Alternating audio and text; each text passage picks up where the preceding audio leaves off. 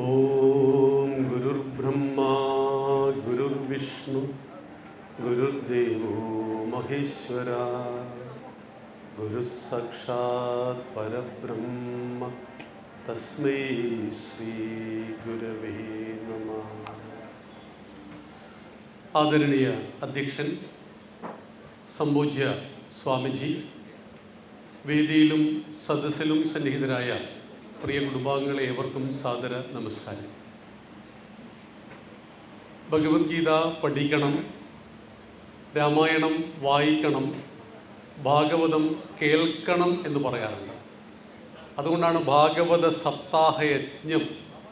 7 ദിവസം ഭഗവാന്റെ കഥകൾ അങ്ങനെ കേട്ട് ഭഗവാന്റെ ജീവിതത്തിലെ ഒരുപാട് അനുഭവങ്ങളിലൂടെ നമ്മുടെ ജീവിതത്തെ പാകപ്പെടുത്തുക. ഭഗവാൻ ശ്രീകൃഷ്ണൻ ജനിച്ചത് കാരാഗ്രഹത്തിലാണ്. അമ്മയുടെ മുലപ്പാൽ കുടിച്ചിട്ടില്ല. ജനിച്ചുടൻ വസുദേവൻ കൂട്ടയിൽ ചുമന്ന് യമുനാ നദി കടന്ന് നന്ദനോദ്യാനത്തിലെത്തിച്ചു. യശോദ പ്രസവിച്ച കുഞ്ഞിനെ ഇങ്ങോട്ടെടുത്തു. ഈ കുട്ടിയെ അവിടെ വെച്ചു. 6 മാസം പ്രായമുള്ള ഭഗവാനെ മുല കൊടുത്തു കൊല്ലുവാൻ വേണ്ടി പൂതന വന്നു. ഭഗവാൻ അവളെ മുല കുടിച്ചു കൊന്നു കളഞ്ഞു. അങ്ങനെ സംഭവബഹുലമായ വേടന്റെ അമ്പ് നിമിത്തമാക്കി ജീവിതകർമ്മങ്ങൾ മുഴുവൻ പൂർത്തീകരിച്ച ഭഗവാൻ വിഷ്ണുവിൽ ലയിച്ച് ചേരുന്നതുവരെയുള്ള ബഹുലമായ ഭഗവാന്റെ ജീവിതത്തിലൂടെയുള്ള യാത്രയാണ് സംപൂജ്യ സ്വാമിജികൾ, ഉദിചൈതന്യ സ്വാമിജികൾ ഭാഗവത യജ്ഞത്തിലൂടെ നമ്മുടെ എല്ലാം ഹൃദയത്തിൽ പതിറ്റാണ്ടുകളായിട്ട് കോർത്ത് ചേർത്ത് ഇണക്കി നിർത്തുന്നത്. ഇവിടെ സുകൃതം ഭാഗവത യജ്ഞസമിതി കഴിഞ്ഞ 13 വർഷമായിട്ട് എറണാകുളത്തിനും അതിനപ്പുറത്തും ഒരുപാട് സേവന മേഖലയിലൂടെ, ഇന്നലെ ബഹുമാനപ്പെട്ട നമ്മുടെ ഗവർണർ വന്ന ആ ചടങ്ങിൽ 101 പെൺകുട്ടികളുടെ വിവാഹം നടത്തുവാൻ കഴിഞ്ഞു എന്ന് പറയുന്നത് അഭിനന്ദനീയമാണ്. നമ്മൾ പറയാറുണ്ട് ഭഗവാന്റെ രൂപം എങ്ങനെയാണ് എന്ന്. അപ്പോൾ വിഷ്ണു പുരാണം പറയുന്നുണ്ട്, വിഷ്ണു സഹസ്രനാമം പറയും, സഹസ്ര ശീരുഷ പുരുഷ സഹസ്രാക്ഷ സഹസ്രപാദ്. എൻ്റെ ഭഗവാൻ 1000 കൈയുണ്ട്, എൻ്റെ ഭഗവാൻ 1000 കണ്ണുണ്ട്, എൻ്റെ ഭഗവാൻ 1000 കാലുണ്ട്.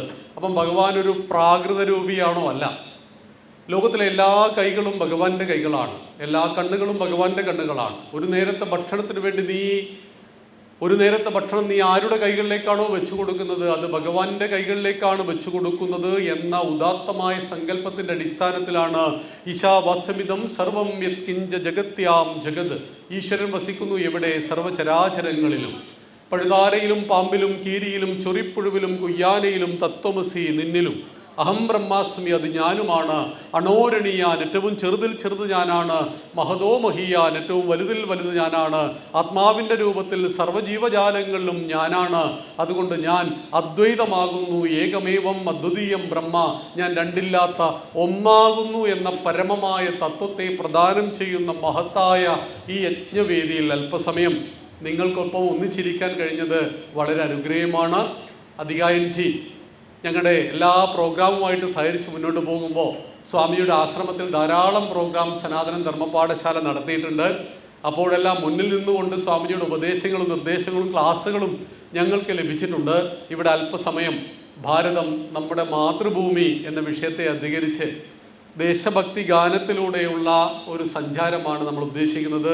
നിങ്ങളുടെ എല്ലാം കയ്യിൽ ഈ ബുക്കുണ്ടോ? ഉള്ളവരൊന്ന് കൈവെക്കുമോ? ഇത് പിറകിലുണ്ട്. ആവശ്യമുള്ളവർ കൈ ഉയർത്തിയാൽ തരും. 158 ദേശഭക്തി ഗാനങ്ങളാണ്. ഞാൻ ഭാരതത്തിൽ ജനിച്ചു, മരിക്കുന്നതിന് മുമ്പ് ഭാരതത്തെക്കുറിച്ച് 10 പാട്ടുകളെങ്കിലും പാടിയിട്ട് വേണം ചുമരിൽ പടമായി മാറാൻ. ഞാൻ എൻ്റെ രാഷ്ട്രത്തിൽ ജനിച്ചു, ഈ മഹത്തായ സംസ്കാരത്തിൻ്റെ ഭാഗമായി ജീവിച്ചു. മരിച്ചതിന് ശേഷം ഭഗവാൻ ചോദിക്കും, നീ ഭാരതത്തിൽ ജനിച്ചിട്ടും ഭാരതത്തെക്കുറിച്ച് എന്തറിഞ്ഞു, എന്ത് പാടിയെന്ന്. അപ്പോൾ നമുക്ക് മറുപടി പറയാൻ കഴിയണം, ഭഗവാനെ എനിക്ക് ഈ പുസ്തകത്തിൽ നിന്ന് 158 ഗാനങ്ങളുണ്ട്, 10 എണ്ണമെങ്കിലും എനിക്കറിയാം എന്ന് പറയുന്നവരായിട്ട് നമുക്ക് മാറാൻ കഴിയണം. നമ്മുടെ നാട്ടിൽ രാഷ്ട്രത്തെക്കുറിച്ച് പാട്ട് പാടിയാൽ വലിയ പ്രശ്നങ്ങളാണ്. വന്ദേ ഭാരത് ട്രെയിനിൽ വെച്ച് ഈ എറണാകുളം ജില്ലയിൽ വിദ്യാനികേതൻ സ്കൂൾ പഠിക്കുന്ന കുട്ടികൾ പരമപവിത്രമതാമി മണ്ണിൽ ഭാരതാംബയെ പൂജിക്കാൻ എന്ന് പാടിയപ്പോൾ നമ്മുടെ വിദ്യാഭ്യാസ വകുപ്പ് മന്ത്രി തന്നെ പറയുകയാണ്, അങ്ങനെ പാടാൻ പാടില്ല, നിങ്ങളങ്ങനെ ഭാരതമാതാവിനെ ഒന്നും പൂജിക്കേണ്ട, നിങ്ങൾക്ക് ആടനെയും വേടനെയും ഒക്കെ അങ്ങോട്ട് പൂജിച്ചാൽ മതി എന്ന്. നമ്മുടെ മക്കളുടെ ഉള്ളിലേക്ക് നിറഞ്ഞ ദേശഭക്തിയെ, രാഷ്ട്രബോധത്തെ ഉണ്ടാക്കിയെടുക്കാൻ കഴിയണമെങ്കിൽ അവരുടെ ഉള്ളിലേക്ക് ദേശഭക്തിയുടെ ഒരു അലയൊലി ഉണ്ടാവണം. അതാണ് 2 മണിയോടുകൂടി 25ഓളം വിദ്യാർത്ഥികൾ ഇവിടെ അവതരിപ്പിക്കുന്ന പാഠശാലയുടെ കാര്യകർത്താവ് ശ്രീ വയലിൻ സന്തോഷി എന്നാണ് ഞങ്ങൾ അദ്ദേഹത്തെ വിളിക്കുക. അദ്ദേഹത്തിൻ്റെ സംഗീത സംവിധാനത്തിൽ നിങ്ങൾക്ക് വേണ്ടി നല്ലൊരു വിരുന്നൊരുക്കിയിട്ടുണ്ട്. 2 മണി മുതൽ 3 മണി വരെ മക്കളുടെ പ്രോഗ്രാം. അതിനുശേഷം 1 മണിക്കൂർ സമയം രാമായണ പാരായണവും ശാസ്ത്രീയ നൃത്തങ്ങളും യോഗ ഡാൻസും ശ്രീരാമ പട്ടാഭിഷേകമൊക്കെ ഉണ്ട്. ഇതൊക്കെ കഴിഞ്ഞിട്ടേ നിങ്ങൾ ഇവിടെ വിട്ട് പോകാൻ പാടുള്ളൂ എന്ന് സാദരം അഭ്യർത്ഥിക്കുകയാണ്. ആയതിനാൽ നമുക്ക് നമ്മുടെ രാഷ്ട്രത്തെക്കുറിച്ച് അല്പസമയം ചിന്തിക്കണം. രാഷ്ട്രത്തെക്കുറിച്ച് നമുക്ക് ഒന്നിച്ചു പാടണം. ഈ പുസ്തകത്തിൽ നമുക്ക് 158 ദേശഭക്തി ഗാനങ്ങളുണ്ട്. ഈ ഗാനങ്ങൾ ഓരോന്നും ഭാരത മാതാവിനോടുള്ള നമ്മുടെ ഹൃദയത്തിലെ ഭാഷയാണ് ഇതിലുള്ളത്. ഇതിൽ 35ാമത്തെ ഗാനത്തിലാണ് നമുക്ക് തുടങ്ങേണ്ടത്. ശതശതവന്ദനം ഋഷിനാടേ. ഈ നാട് ഋഷിമാരുടെ നാടാണ്. ഇവിടെയാണ് ഒരുപാട് ഋഷി പരമ്പര പിറന്നത്. അതുകൊണ്ടാണ് ലോകാരാധ്യനായ വിവേകാനന്ദ സ്വാമികൾ ചിക്കാഗോ സമ്മേളനത്തെ അഭിസംബോധന ചെയ്തുകൊണ്ട് സംസാരിച്ചപ്പോൾ അദ്ദേഹം 3 നന്ദികളാണ് ആദ്യം പറഞ്ഞത്. അതിൽ ഒന്നാമത്തെ നന്ദി ഇതായിരുന്നു: ഞാൻ നിങ്ങളോട് നന്ദി പറയുന്നു അതിപ്രാചീനമായ സന്യാസ പരമ്പരയ്ക്ക് വേണ്ടി. ഞാൻ നിങ്ങളോട് നന്ദി പറയുന്നു സകല മതങ്ങളുടെയും മാതാവായ ഹിന്ദു ധർമ്മത്തിന് വേണ്ടി. ഞാൻ നിങ്ങളോട് നന്ദി പറയുന്നു സകല വിഭാഗങ്ങളിലും പെടുന്ന കോടിക്കണക്കിന് ഹിന്ദു ജനതയ്ക്ക് വേണ്ടി. ഈ 3 നന്ദികളോടുകൂടിയാണ് വിശ്വവിഖ്യാതമായ 1893 സെപ്റ്റംബർ 11 ചിക്കാഗോ സമ്മേളനത്തിൻ്റെ ആരംഭം കുറിച്ച അദ്ദേഹത്തിൻ്റെ ആമുഖ ഭാഷണം ഈ ലോകത്തിൻ്റെ നെറുകയിലേക്ക് വിവേകാനന്ദ സ്വാമികളെയും ഹൈന്ദവ ദർശനത്തെയും കൊണ്ടുചെന്നെത്തിക്കുവാൻ കഴിഞ്ഞ അദ്ദേഹത്തിൻ്റെ 100 വർഷം മുമ്പുള്ള ആ മഹാസമ്മേളനത്തിൽ അദ്ദേഹം ആദ്യം നന്ദി പറഞ്ഞത് നമ്മുടെ ഋഷി പരമ്പരയ്ക്ക് വേണ്ടിയായിരുന്നു. അങ്ങനെയെങ്കിൽ നമ്മുടെ ഋഷി പരമ്പരയെ സദാശിവ സമാരംഭാം ശങ്കരാചാര്യ മധ്യമാം അസ്മദാചാര്യ പര്യന്താം വന്ദേ ഗുരു പരമ്പര എന്ന് പറയുന്ന ആ ഗുരു പരമ്പരയെ സ്മരിക്കാതെ നമുക്ക് ഒരു യജ്ഞവും പൂർത്തീകരിക്കില്ല. അതുകൊണ്ട് ഗുരുവില്ലാത്ത ഒരു ചടങ്ങും നമുക്കില്ല എന്നറിയണം. അതുകൊണ്ട് ആ ഋഷി പരമ്പരയെ വണങ്ങിക്കൊണ്ട് നമുക്ക് നമ്മുടെ യജ്ഞത്തിലേക്ക് കടക്കാം. ശതശതവന്ദനം ഋഷിനാടേ സുഖദേ ശുഭദേ ജയദേ ജനമനഹിത ശുഭവരദേ ശതശതവന്ദനം ഋഷിനാടേ.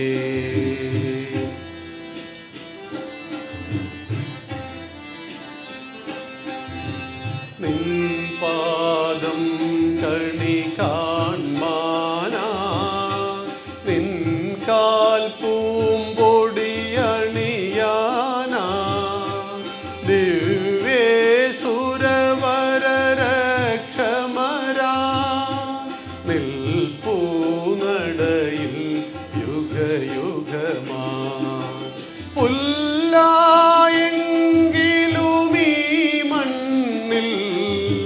പുലരാൻ പുണ്യമുദിച്ചെങ്കിൽ ജീവൻ സാർത്ഥകമായെന്ന തപമവരനിശം ചെയ്തില്ലേ. ശതശതവന്ദനം ഋഷിനാടേ.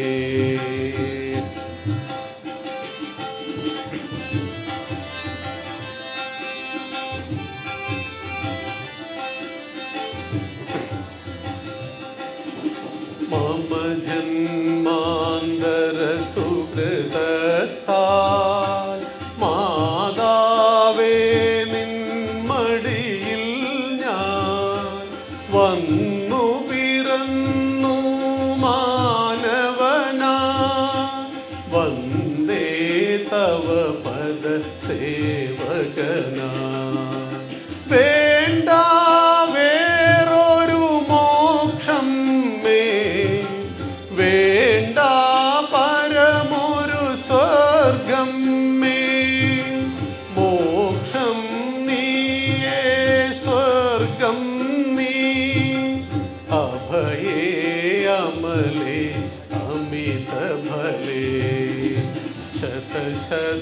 ശതശതവന്ദനം ഋഷി ശുഭദേ ശുഭദേ ജയദേ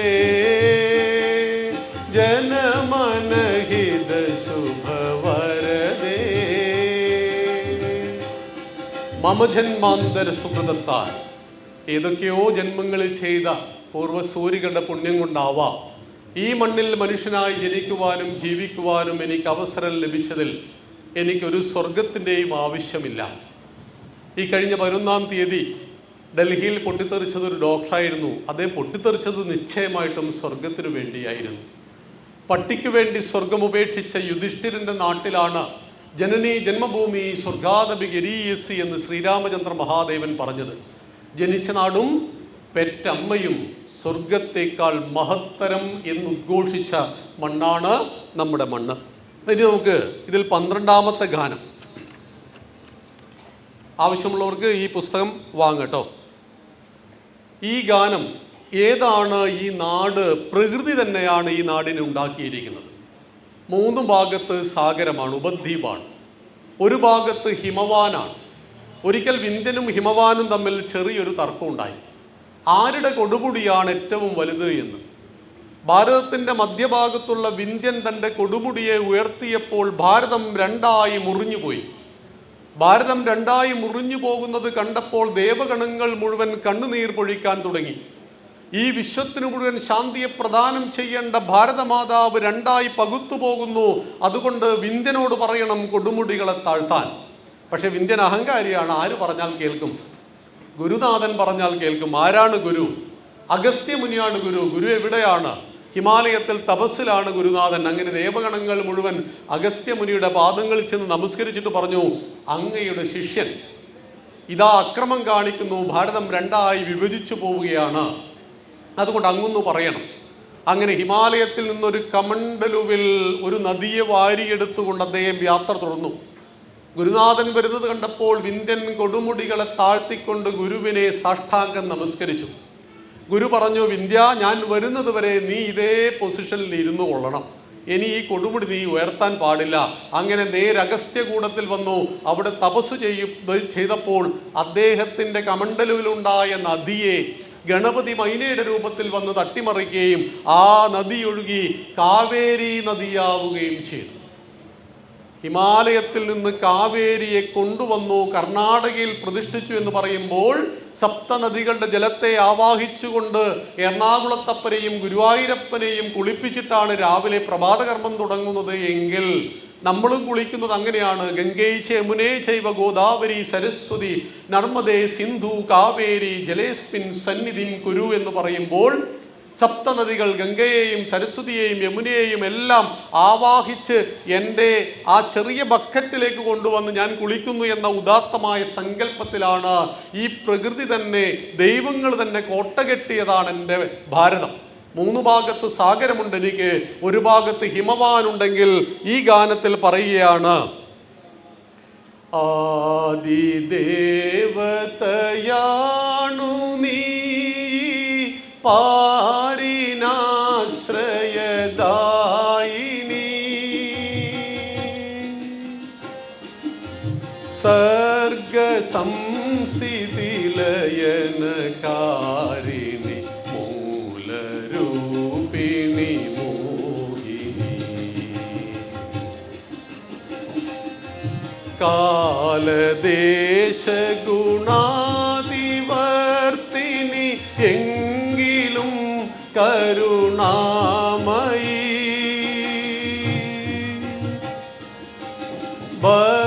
ഭക്തപോഷിണി ദുഷ്ടശോഷിണി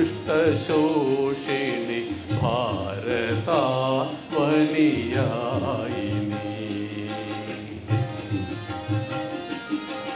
ദേവി നിൻ പരിരക്ഷണത്തിനു കോട്ട കെട്ടിയ ദേവകൾ ഗഗന ചുംബി ഹിമാലയത്തിൽ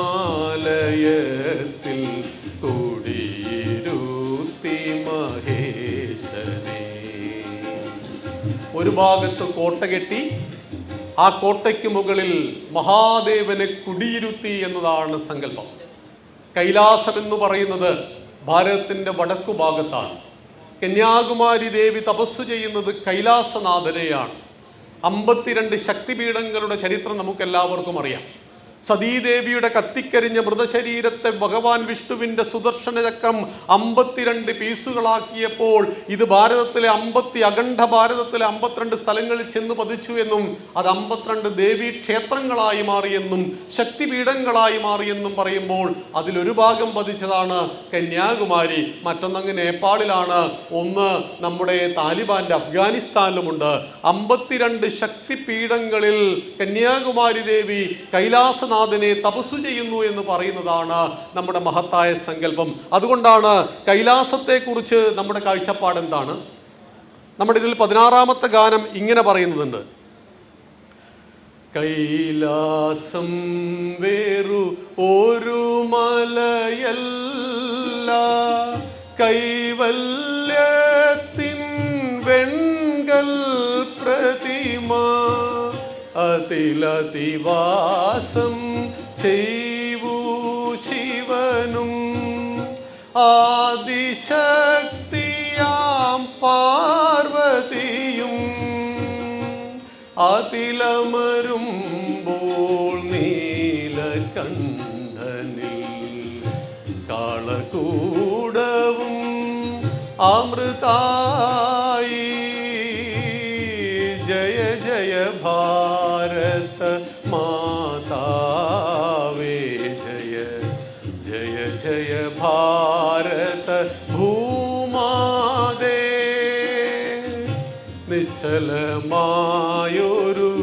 ജഡമല്ല നീ, നിശ്ചേതനമാം ധരയല്ല, മഞ്ഞും മലയും മരുഭൂമികളും തിങ്ങും വെറുമൊരു കരയല്ല, ചൈതന്യത്തിൻ പ്രസ്ഫുരണം നീ, ആദിശക്തി നീ മമതായേ. ഭാരതത്തെക്കുറിച്ച് പറയുന്നത് നിശ്ചലമായൊരു ജഡമല്ല നീ, നിശ്ചേതനമാം ധരയല്ല, മഞ്ഞും മലയും മരുഭൂമികളും തിങ്ങും വെറുമൊരു കരയല്ല. നമുക്ക് ഈ മണ്ണ് വെറുമൊരു ഭൂമിയല്ല. മാതാഭൂമി പുത്രോഹം പൃഥിവ്യ. ഈ മണ്ണിൻ്റെ അമ്മയാണ് ഞാൻ, ഈ മണ്ണിൻ്റെ മകനാണ്. സംരക്ഷിക്കപ്പെടേണ്ട സകലതിനെയും അമ്മയുടെ രൂപത്തിൽ കണ്ടവരാണ് നമ്മൾ ഹിന്ദുക്കൾ. വെള്ളം കിട്ടാത്തൊരു ലോകത്തെക്കുറിച്ച് ചിന്തിക്കുവാൻ സാധ്യമല്ലാത്തത് കൊണ്ട് വെള്ളം കിട്ടുന്ന സകല സ്രോതസ്സുകളെയും ഹിന്ദുക്കൾ അമ്മയായി കണ്ടു. കടലിനെ കടലമ്മ എന്ന് വിളിച്ചു, ഗംഗയെ ഗംഗാ മാതാവ് എന്ന് വിളിച്ചു. നാം ജനിച്ചതും ജീവിക്കുന്നതും മരിച്ചാൽ ചേരുന്നതും ഈ മണ്ണിലായതുകൊണ്ട് ഈ മണ്ണിനെ നാം അമ്മയായി കണ്ടു. അമ്മയുടെ മുലപ്പാലിനൊപ്പം നാം കുടിച്ചു വളർന്ന പാല് പശുവിൻ്റേതായതുകൊണ്ട് ഭാരതം ഗോവിന് അമ്മയുടെ സ്ഥാനത്തെ നൽകി. ലോകത്തിലെ ഉദാത്തമായ ഭാവമാണ് അമ്മ. സ്ത്രീകൾക്ക് അനേക ഭാവങ്ങളുണ്ട്. അവൾ കാമുകിയാണ്, കൂട്ടുകാരിയാണ്, ഭാര്യയാണ്, സഹോദരിയാണ്, മകളാണ്. പക്ഷേ ഏറ്റവും ഉദാത്തമായ ഭാവമാണ് അമ്മ. അതുകൊണ്ട് VS ഖണ്ഡേക്കർ അമ്മയെക്കുറിച്ച് പറഞ്ഞിട്ടുണ്ട്: 1000 നദികൾ ഒഴുകിച്ചേർന്നാലും വേലിയേറ്റങ്ങളില്ലാതെ എല്ലാം തന്നിൽ തന്നെ ഒതുക്കുന്ന മഹാസമുദ്രങ്ങളെ പോലെയാകുന്നു അമ്മ. എത്ര വലിയ കൈപ്പേറിയ അനുഭവങ്ങൾ ഉണ്ടായാലും എല്ലാം തന്നിൽ തന്നെ ഒതുക്കുന്ന, ഒട്ടും തുളുമ്പാത്ത പരമമായ സഹനശക്തിയുടെ അവതാരമായി നിലകൊള്ളുന്നവൾ ആരോ, അവൾ അമ്മ. മലമൂത്ര വിസർജാദികൾ കൊണ്ട് നാം അഭിഷേകം ചെയ്തപ്പോഴും മധുസമാന മനോഭാവ വൃത്തിയോടുകൂടി നമ്മെ പരിചരിച്ചവൾ അമ്മ. 10 മാസം നമ്മയെല്ലാം ധരിച്ച ധരിത്രിയാണവൾ, ജനിപ്പിച്ച ജനനിയാണവൾ. അതുകൊണ്ട് ജനിച്ച നാടും പെറ്റ അമ്മയും നമുക്ക് സ്വർഗത്തേക്കാൾ മഹത്തരമാണ് എന്ന് നമ്മെ പഠിപ്പിക്കുന്നു ഈ ഗാനത്തിലൂടെ. 31ാമത്തെ ഗാനത്തിലേക്ക് വരുമ്പോൾ ഈ രാഷ്ട്രത്തെക്കുറിച്ചുള്ള എൻ്റെ രാഷ്ട്രം എന്തായി തീരണമെന്ന് പറയുന്നതാണ് 31ാമത്തെ ഗാനം. അമരമാകണമെൻ്റെ രാഷ്ട്രം, വിശ്വവിശ്രുതി നേടണം, നിഖില വൈഭവ പൂർണ്ണമാകണം, എവിടെയും ജനജീവിതം,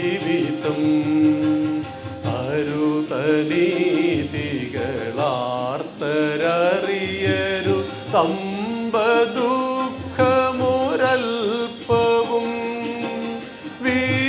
സർവശാന്തി വളർത്തുവാനവൾ ശക്തിശാലിനിയാകണം. ശ്രീ സരസ്വതി തന്നുപാസന ധർമ്മമാക്കിയ ഭൂമിയിൽ അജ്ഞതാതിമിരം പടർന്നു കിടപ്പതെന്തു വിപര്യം. സ്വാർത്ഥഭാവന എന്തുകൊണ്ടീ യജ്ഞഭൂവിലുയർന്നിടാ. ഇവിടയല്ലി പിറന്നു പണ്ടേ ത്യാഗശീലന കിഞ്ചല.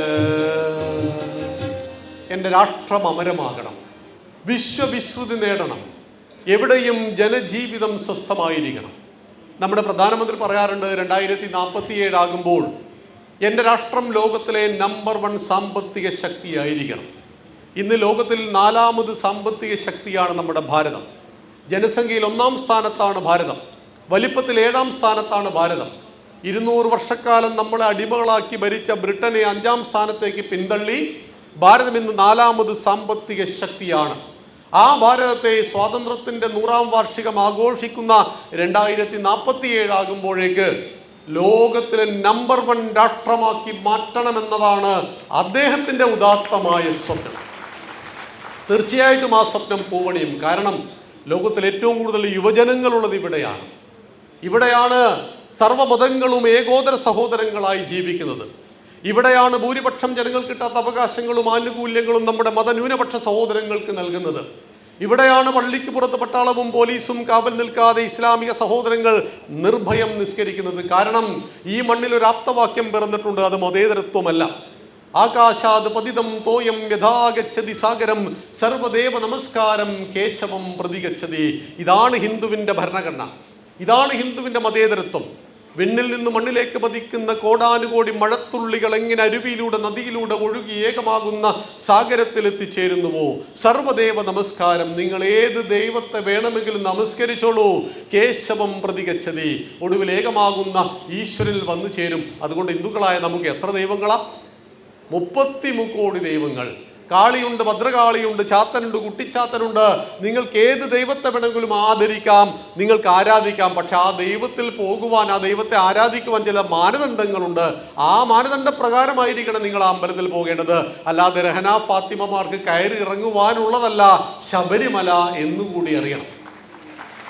നിങ്ങൾ ശബരിമലയിൽ പോകണമെങ്കിൽ നിങ്ങൾക്ക് 5 വിശ്വാസങ്ങൾ നിങ്ങൾ മുറുകെ പിടിക്കണം. നിങ്ങൾ പരമേശ്വരിൽ വിശ്വസിക്കണം, നിങ്ങൾ മഹാവിഷ്ണുവിൽ വിശ്വസിക്കണം, ഈ ശക്തി ചൈതന്യത്തിൽ നിന്ന് മണികണ്ഠൻ ഭൂജാതനായെന്ന് വിശ്വസിക്കണം, പന്തള രാജാവിൻ്റെ മകനായി വളർത്തപ്പെട്ട അയ്യപ്പന് വേണ്ടി ഉണ്ടാക്കപ്പെട്ടതാണ് ശബരിമല എന്ന് വിശ്വസിക്കണം.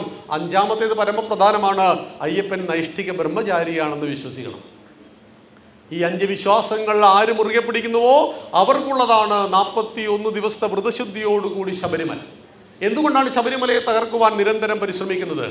പുലയനും പറയനും നായർക്കും നമ്പൂതിരിക്കും കോൺഗ്രസും കമ്മ്യൂണിസ്റ്റുകാരനും BJP-ക്കാരനും 41 ദിവസത്തെ വ്രതം. നമ്മുടെ നാട്ടിൽ 50,000 ക്ഷേത്രങ്ങളുണ്ട്. ഇതിൽ 3807 ക്ഷേത്രങ്ങളാണ് ദേവസ്വം ബോർഡ് നടന്നത്. ഗുരുവായൂർ, ശബരിമല, വൈക്കം, കാടാമ്പുഴ അടക്കം കോടാനുകോടി രൂപ ഭണ്ഡാരത്തിൽ വന്നു നിറയുന്ന ക്ഷേത്രങ്ങൾ ദേവസ്വം ബോർഡ് നടത്തുമ്പോൾ 92% ക്ഷേത്രങ്ങളും കേരളത്തിൽ നടത്തുന്നത് ഭക്തന്മാരാണ്, ഹിന്ദുക്കളാണ്. അതിൽ നമ്മളെയെല്ലാം ചേർത്ത് കോർത്തിണക്കുന്ന ജാതീയതയും രാഷ്ട്രീയവും തൊട്ടുകൂടായ്മയും തീണ്ടിക്കൂടായ്മയും എല്ലാം അപ്രത്യക്ഷമാകുന്ന ആ കേന്ദ്രമാണ് ശബരിമല. കോടിക്കണക്കിന് ഹിന്ദുക്കളെ, പ്രത്യേകിച്ച് ദക്ഷിണ ഭാരതത്തിലെ ഹിന്ദുക്കളെ ഏകോദര സഹോദരങ്ങളായി ഒന്നിച്ച് ചേർത്ത് കോർത്തു നിർത്തുന്ന ആ മഹത്തായ ചൈതന്യത്തിൻ്റെ പേരാണ് ശബരിമല. അതുകൊണ്ടാണ് ശബരിമലയെ തകർക്കുവാനുള്ള നിരന്തരമായ പരിശ്രമം നടക്കുന്നത്. ഹിന്ദു ഏകതയുടെ കേന്ദ്രമാണ്. നിങ്ങൾ ഗുരുവായൂരിൽ പോകുവാൻ തീരുമാനിച്ചാൽ ഇന്ന് തീരുമാനിച്ചിട്ട് നാളെ പോയിട്ട് വരാം. നമ്മൾ ഗുരുവായൂർ ചെന്നാൽ നമ്മളെ ആരും ഗുരുവായൂരപ്പ എന്ന് വിളിക്കില്ല. ഗുരുവായൂരപ്പൻ അവിടെ മൂർത്തിയാണ്, നമ്മൾ ഭക്തനാണ്. എന്നാൽ ശബരിമലയിൽ ചെല്ലുമ്പോൾ നമ്മളാണ് ദൈവം, അയ്യപ്പനെന്നും സ്വാമി എന്നും വിളിക്കുന്നത് നമ്മൾ തന്നെയാണ്. ശബരിമലയ്ക്ക് പോകാൻ വേണ്ടി ഞാൻ മാലയിട്ട് കഴിഞ്ഞാൽ എൻ്റെ പേരപ്രസക്തമാകുന്നു. എല്ലാവരും എന്നെ വിളിക്കുന്നത് സ്വാമി എന്നാണ്, അയ്യപ്പൻ എന്നാണ്. ഭക്തനും മൂർത്തിയും ഒന്നായി തീരുന്ന അദ്വൈത വേദാന്തത്തിൻ്റെ ഉദാത്തമായ പ്രായോഗിക ദർശനത്തെ പ്രദാനം ചെയ്യുന്നു ശബരിമല എന്ന് അറിയുക. അതുകൊണ്ട് ശബരിമലയെ തകർക്കുവാൻ നിരന്തര പരിശ്രമം ഉണ്ടാകുന്നു. പക്ഷേ ഭൂമിയുടെ ആകർഷണ വലയത്തിൽ നിന്നും ഒഴിഞ്ഞു നിൽക്കുവാൻ വസ്തുക്കൾക്ക് സാധ്യമല്ല എന്നതുപോലെ അയ്യപ്പൻ്റെ ആകർഷണ വലയത്തിൽ ഒഴിഞ്ഞു നിൽക്കുവാൻ ഒരു നിരീശ്വരവാദിക്കും സാധ്യമല്ല. അതുകൊണ്ട് അവർ തന്നെ അയ്യപ്പ സംഗമം നടത്തുകയും ചെയ്യുമെന്നത് തീർച്ചയാണ്. ആരാണോ ശബരിമലയെ തകർക്കുവാൻ നിരന്തരം പരിശ്രമിക്കുന്നത് അവർക്ക് തന്നെ അയ്യപ്പ സംഗമം നടക്കേണ്ടി വന്നത്. ഭൂമി എന്നും വസ്തുക്കളെ ആകർഷിക്കുന്നു എന്നതുപോലെ അയ്യപ്പൻ എല്ലാവരെയും ആകർഷിച്ചു കൊണ്ടേയിരിക്കും. കാരണം അയ്യപ്പൻ ഹിന്ദു ദൈവമാണ്. ആ ഹിന്ദു ദൈവങ്ങൾക്കൊരു പ്രത്യേകതയുണ്ട്. ഒരു കയ്യിൽ താമരയുണ്ടെങ്കിൽ മറുകയിൽ വാളുണ്ട്, ഗദയുണ്ട്, കൂന്തമുണ്ട്, ചക്രമുണ്ട്. ശക്തിയും സത്യത്തെയും മുറുകെ പിടിച്ചവരാണ് ഹിന്ദുവിൻ്റെ 33 കോടി ദൈവങ്ങൾ. തൊംഹി ദുർഗ ദശപ്രഹരണധാരിണി. ദുർഗയുടെ കയ്യിൽ 10 കയ്യിലും ആയുധമുണ്ട്.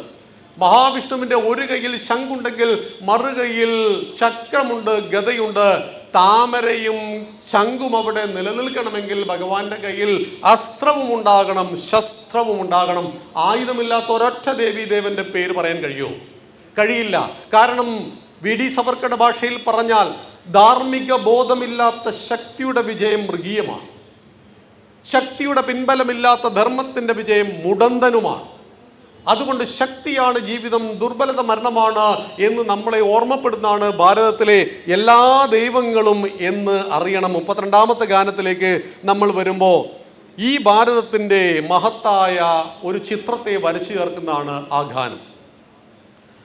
ഉത്തര ഹിമവൽ ശിഖരപുടത്തെ തഴുകും കാറ്റിൻ മന്ത്രം, ദക്ഷിണ കുമരി മുനമ്പു ചുഴലും സാഗര സംഗമദോഷം, യുഗചംക്രമണ ചുവടുകൾ താണ്ടിയ ഭാരതവർഷ പെരുമാ, പ്രപഞ്ച സർവം ശിരസ്സു താഴ്ത്തും ഹിന്ദുത്വത്തിൻ ഗരിമാ, ഹിന്ദുത്വത്തിൻ ഗരിമാ.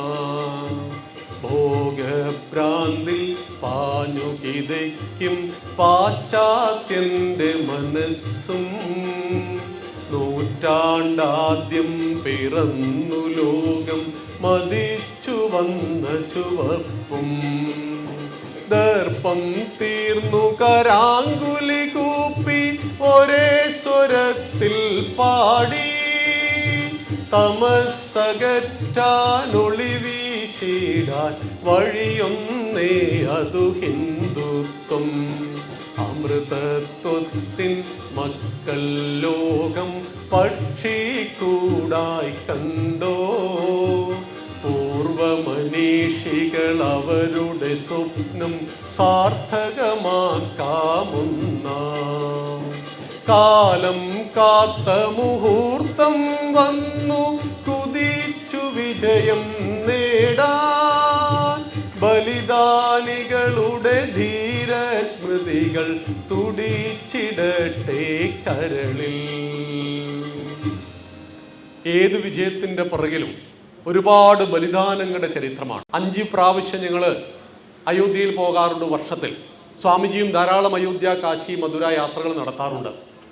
ആ ശ്രീ രാംലല്ല എന്ന് പറയുന്ന മഹത്തായ ഭഗവാന്റെ രൂപത്തിന് മുന്നിൽ, വിഗ്രഹത്തിന് മുന്നിൽ ഇങ്ങനെ നമസ്കരിക്കുമ്പോൾ ഒരു കാര്യം മറന്നു പോകരുത്.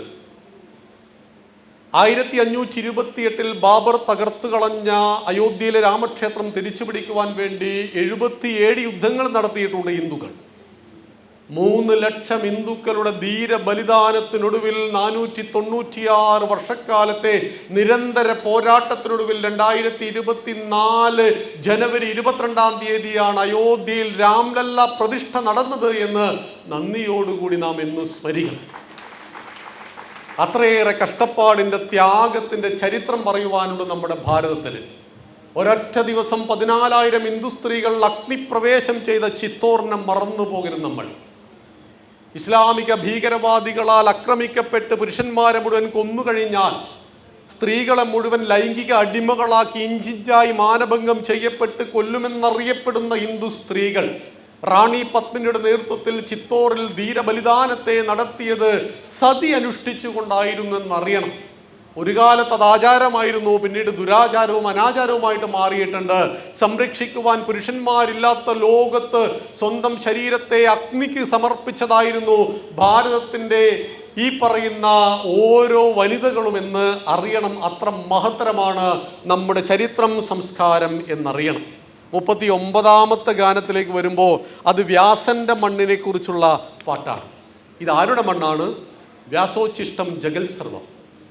ജഗദ്ഗുരു വേദവ്യാസൻ കൈവക്കാത്ത മേഖലയുണ്ടോ? ഹിന്ദുക്കൾ ജാതീയത പറഞ്ഞുകൊണ്ട് ഹിന്ദുവിനെ തമ്മിൽ തല്ലിക്കുന്നവർ ഓർക്കണം, വേദത്തെ 4ആയി വ്യസിച്ചത് കൊണ്ടാണ് കൃഷ്ണൻ കറുത്തവൻ, ദ്വൈപായനൻ, ദ്വീപിൽ ജനിച്ചവൻ. നമ്മുടെ നാടൊക്കെ ഇപ്പം വെളുപ്പും കറുപ്പൊക്കെ ചർച്ച ചെയ്യുന്നു. ഞാൻ കറുത്തതായതുകൊണ്ടാണ് എനിക്ക് അവാർഡ് കിട്ടിയതിൽ നിങ്ങൾ സങ്കടപ്പെടുന്നത് എന്ന് പറയുന്നു വേടൻ. വേടാ, നിങ്ങൾ കറുത്തത് കൊണ്ടല്ല, നിങ്ങളുടെ പാട്ടിലെ സൗന്ദര്യമില്ലായ്മ കൊണ്ടാണ് ഞങ്ങൾ എതിർക്കുന്നത്. ഞാൻ പാണനല്ല, പറയനല്ല, പുലയനല്ല, നീ തമ്പുരാനുമല്ല.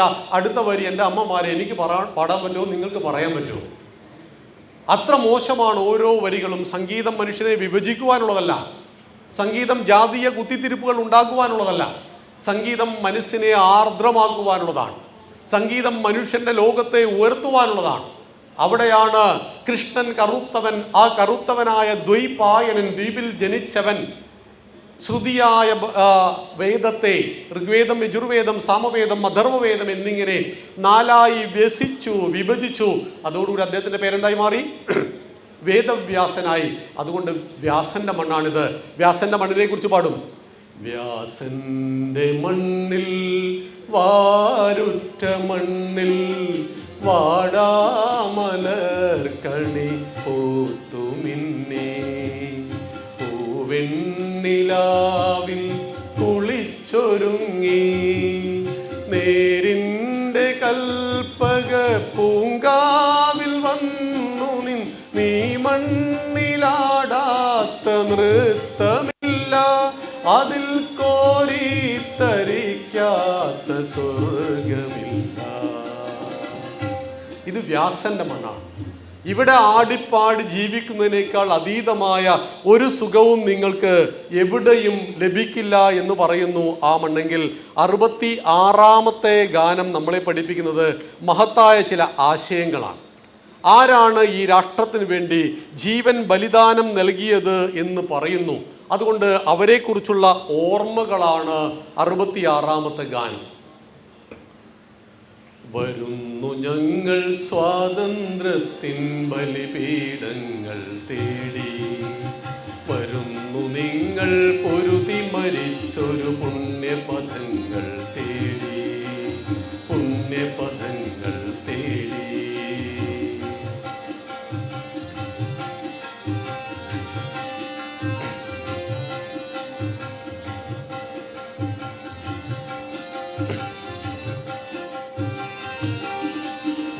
വാൾമുന തോറും തീനാമ്പുകളായി ജ്വലിച്ച ധീരവ്രതമെവിടെ, പടനിലമെങ്ങും നിണമായൊഴുകിയ സ്വധർമ്മബോധത്തികവിടെ, സർവാംഗീണ സമർപ്പണഭാവം തുടിച്ച ഹൃസ്പന്ദനമെവിടെ,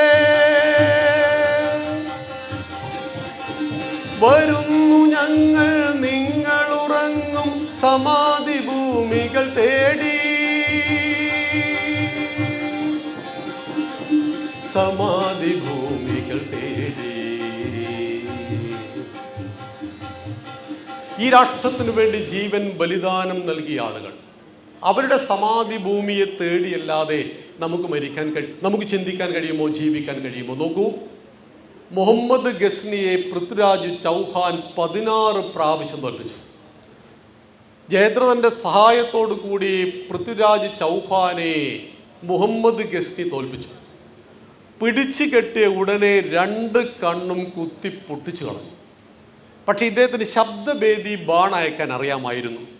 കണ്ണുകൾ മൂടിക്കെട്ടി ശബ്ദമുണ്ടാകുന്ന സ്ഥലത്തേക്ക് ബാണമയക്കുവാൻ അറിയാവുന്ന വിദ്യ ഇദ്ദേഹത്തിന് അറിയാമെന്നറിഞ്ഞപ്പോൾ ഗസ്നി പറഞ്ഞു, എനിക്കിതൊന്നും കാണണം.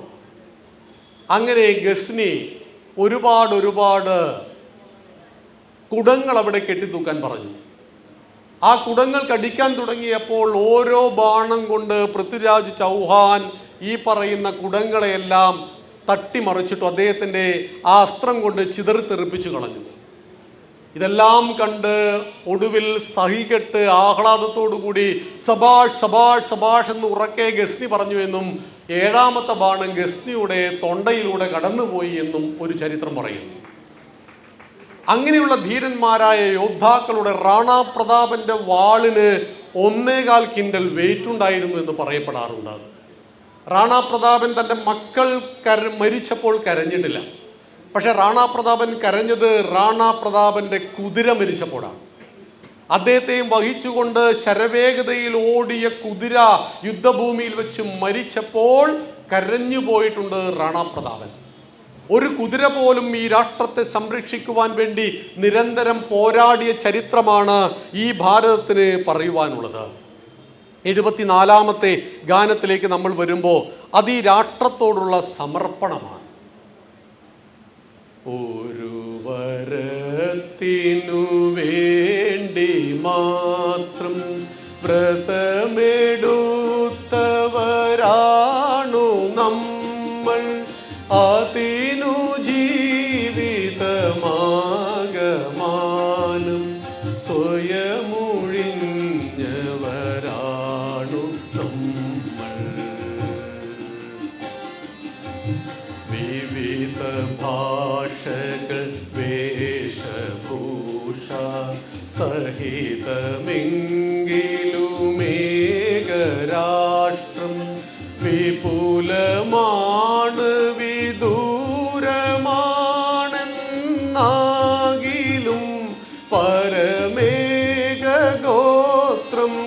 കോടി കോടി ജനങ്ങൾ നമ്മുടെ ഉള്ളിലൊഴുകുവതേകരക്തം അവയിലൂന്നി ഉറച്ചു നിൽക്കാൻ പ്രതിദിനം കടിബദ്ധർ നമ്മൾ. ഒരു വരത്തിനു വേണ്ടി മാത്രം വ്രതമെടുത്തവരാണു നമ്മൾ, അതിനു ജീവിതമാകമാനം സ്വയമൊഴിഞ്ഞവരാണു നമ്മൾ. ഇഷ്ടദേവതയൊന്നു മാത്രം ദിവ്യഭാരത മാതൃഭൂമി, ഈ മണ്ണാണ് നമ്മുടെ ഇഷ്ടദേവത. ഈ മണ്ണിൽ പിറന്നതാണ് എൻ്റെ ഏറ്റവും വലിയ മഹാഭാഗ്യം എന്ന് നമ്മെ ഓർമ്മപ്പെടുത്തുന്നതാണ് സമർപ്പണത്തിൻ്റെ ഈ ഒരു ഗാനം എന്ന് നാം ഓർക്കുക. ഒരുപാട് ഗാനങ്ങളുണ്ട്. അതിൽ 90ാമത്തെ ഗാനം നമ്മൾ എടുക്കുമ്പോൾ ഈ കേരളത്തെക്കുറിച്ചുള്ള ഒരു ഗാനം അതിൽ വളരെ വിസ്തരിച്ച് എഴുതിയിരിക്കുകയാണ്. ഇതൊക്കെ ആരെഴുതിയെന്ന് നമുക്കറിയില്ല. ഒരുപാട് ഗാനങ്ങൾ എഴുതിയിരിക്കുന്ന ആളുകൾ ഇന്ന് ജീവിച്ചിരിപ്പുമില്ല. ഈ കേരളത്തെക്കുറിച്ച് ഒരുപാട് ഗാനം എഴുതിയ കൂട്ടത്തിൽ ONVയുടെ ഗാനമുണ്ട്. ONV കുറുപ്പ് ഒരുപാട് ഗാനം ഇതിൽ എഴുതിയിട്ടുണ്ട്. ഈ ഒരു പുസ്തകത്തിൽ ഏറ്റവും കൂടുതൽ ഗാനങ്ങൾ എഴുതിയത് സ്വർഗീയ പരമേശ്വർജിയാണ്. പക്ഷെ ഇതിലൊരു കാഴ്ചപ്പാടുണ്ട് എഴുതിയവർക്ക്. ദേവിതൻകള നാളമണിയും പുഷ്പമാലികയായിടേണ്ട, കോവിലിൽ പൊന്നൊളി പടർത്തും ദീപമാലികയായിടേണ്ട, ഭാരമകിലം പേരിടും ആധാരശിലയായി തീർന്നിടാവും. അമ്മയുടെ കഴുത്തിൽ കിടക്കുന്ന ആ മാലയിലെ ഒരു പൂവായിട്ട് എനിക്ക് മാറേണ്ട, അമ്മയുടെ ശ്രീകോവിൽ വിളങ്ങി നിൽക്കുന്ന ആ വിളക്കുകളിൽ ഒരു തിരിയായിട്ട് എനിക്ക് മാറേണ്ട, ഭാരമകിലം പേരിടും അമ്മയുടെ ഭാരത്തെ വഹിക്കുന്ന ആരും കാണാത്ത ഒരുപാട് കല്ലുകളിൽ ഒരു കല്ലായിട്ട് എനിക്ക് മാറിയാൽ മതി എന്ന് പറയുന്ന ഉദാത്തമായ കാഴ്ചപ്പാട്. എൻ്റെ പേര് പത്രത്തിൽ അച്ചടിച്ചു വരേണ്ടതില്ല, എൻ്റെ കഴുത്തിൽ നോട്ടുമാല വന്ന് വീഴേണ്ടതില്ല, പൂമാല വന്ന് വീഴേണ്ടതില്ല. ഈ കല്ലുകളിൽ എവിടെയെങ്കിലും ഒരു കല്ലായി ഈ അമ്മയുടെ ഭാരത്തെ മുഴുവൻ വഹിക്കുവാനുള്ള ഭാഗ്യത്തെ എനിക്ക് നൽകണമേ എന്ന് പ്രാർത്ഥിക്കുന്നവരാണ് ഈ ഗാനങ്ങൾ എഴുതിയത് എന്നതുകൊണ്ട് അവിടെയൊന്നും പേരുകൾ നമുക്ക് അങ്ങനെ അങ്ങോട്ട് പരിചയമില്ല. പക്ഷെ ഇതിലെഴുതിയ 158 ഗാനങ്ങളിലും നിറഞ്ഞ ദേശഭക്തി അങ്ങനെ തുളുമ്പി നിൽക്കുകയാണ് എന്നറിയണം. അതിൽ 90ാമത്തെ ഗാനം ഇങ്ങനെയാണ്: നീളയൊഴുകി പടരും വഴി നീളെ കുളിരല നിറയും പമ്പയിലൂടെ പെരിയാറിൻ പുളിനങ്ങൾ താണ്ടി പുതിയ യുഗ പൊൻതേർത്തടമേറി പൂർണ്ണത തേടി വരുന്നു ഞങ്ങൾ, പൂർണ്ണത തേടി വരുന്നു. മതവെറി പൂണ്ടവരെ നൈർമല്യം അടിച്ചുടച്ചു കടന്നപ്പോ ഇവിടെ തൻ ചുടുനിണമാൽ പുതിയൊരു കോവിലുയർത്തിയ മലയാളത്തിൻ മനസ്സിനുള്ളിൽ കൊതിച്ചു വച്ചൊരു ദീപവുമായി വരുന്നു. ഈ കേരളത്തിലും ഒരുപാട് പോരാട്ടങ്ങൾ വീരപഴശ്ശിയെ പോലെയുള്ള, വേലുത്തമ്പി ദളവയെ പോലെയുള്ള മഹാത്മാക്കൾ നടത്തിയിട്ടുണ്ട്. പക്ഷെ അവരെയെല്ലാം നമ്മൾ ഓർക്കുന്നുണ്ടോ എന്നതാണ് ചരിത്രത്തിലെ നിർഭാഗ്യകരമായ സംഭവം. ചില വ്യക്തികളിൽ മാത്രം കേന്ദ്രീകരിച്ചുകൊണ്ട് ബ്രിട്ടനെതിരെയുള്ള പോരാട്ടത്തെ നമ്മൾ കാണുമ്പോൾ എപ്പോഴും ഓർക്കുക, ബ്രിട്ടീഷുകാർക്കെതിരെ 200 വർഷം പോരാടിയവരുടെ കൂട്ടത്തിൽ പഴശ്ശി രാജാവുണ്ടായിരുന്നു, വേലുത്തമ്പി ദളവ ഉണ്ടായിരുന്നു.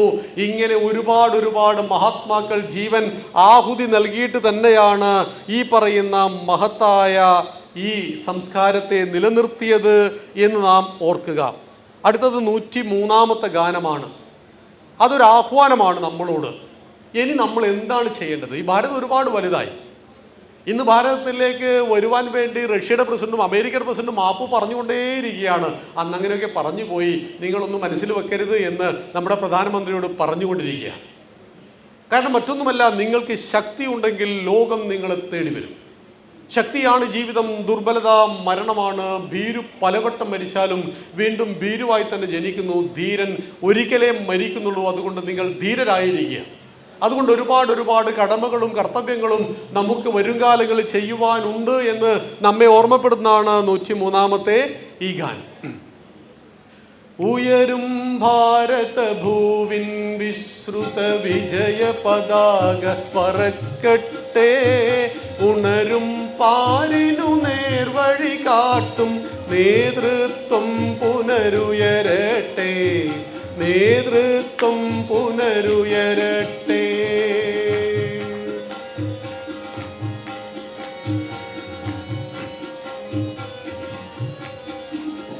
പണ്ടു തുടങ്ങി പാരിനു മുഴുവൻ പാത തെളിച്ചതു നാമല്ലേ, കൈത്തിരി കത്തിച്ചിരുൾ നിരഭേദിച്ചൊളിമഴ പെയ്തതു നാമല്ലേ, നാമല്ലേ ഹാ നരവംശത്തിനു നാഗം തീർത്തു സ്വതപസാൽ, നമ്മുടെ സാധന നേടിയ വൈഭവം അല്ലേ മാനവ സംസ്കാരം.